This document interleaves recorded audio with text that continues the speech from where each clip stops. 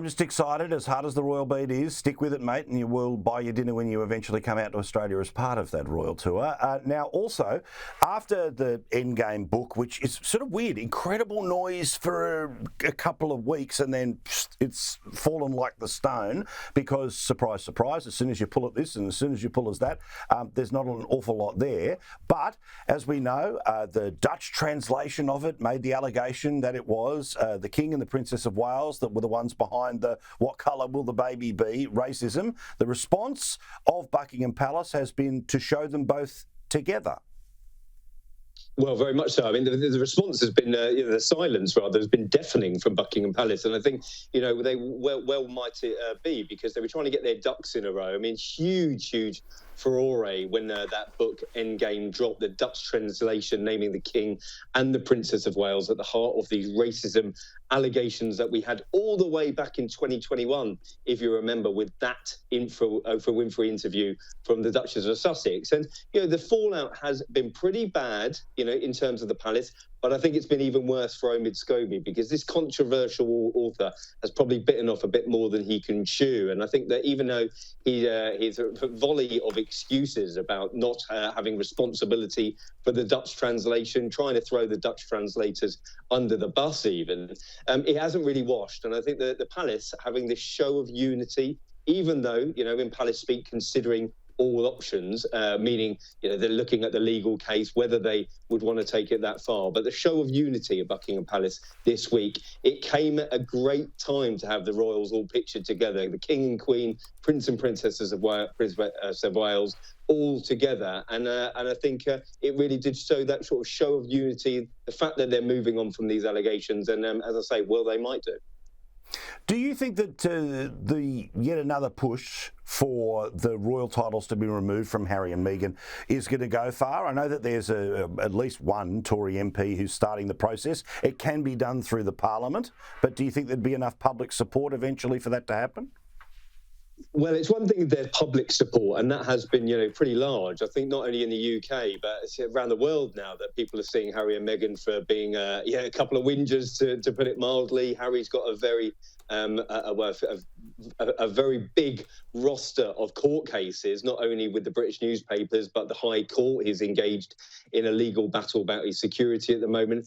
People don't take too kindly for this. There was some goodwill towards Harry.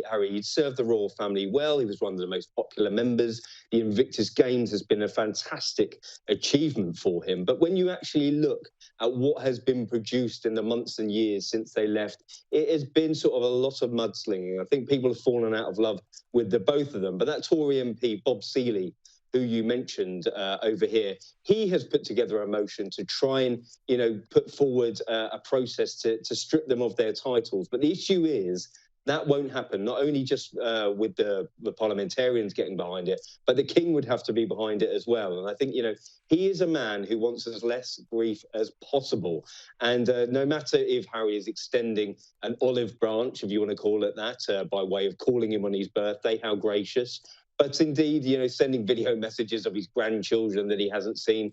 But I think the King would try and draw a line under all of this, and just wants anything for a bit of peace and quiet, or even though he hasn't had that of recent weeks. Yeah, absolutely. Now, also, Prince Harry, for the 18th time, is now trying to find a way for the UK taxpayers to pay his security bill.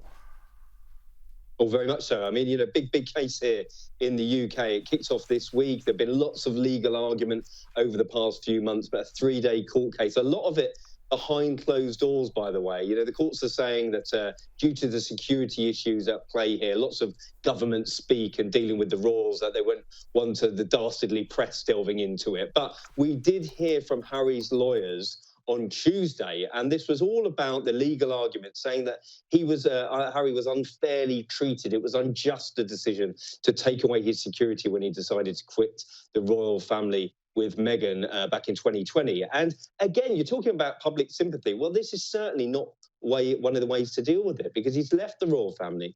He's made millions and millions of dollars in a very, very short space of time. He's moved into the celebrity circuit. We're seeing Meghan gracing the red carpet over the last couple of weeks, and yet they're still expecting the British taxpayer to pick up the exorbitant bill for his security, and he doesn't want to pay himself. So you're talking about sympathy. I'm not too sure there's very, very much in terms of from the British public, or I doubt that the courts will find very in his favour. So let's wait and see what happens. But it's going from bad to worse for Harry at the moment. Yeah, when it comes to his chances, public sympathy, the Australianism for this is 4/5 of bugger all are his chances. Thank you, Russell. We look forward to talking to you very soon. If we don't talk to you again before the new year, Merry Christmas, Happy New Year. Thank you for everything you do for us and everything you do with the paper as well, mate. Well done. My pleasure, mate. Yeah, Merry Christmas to you and the team. Cheers.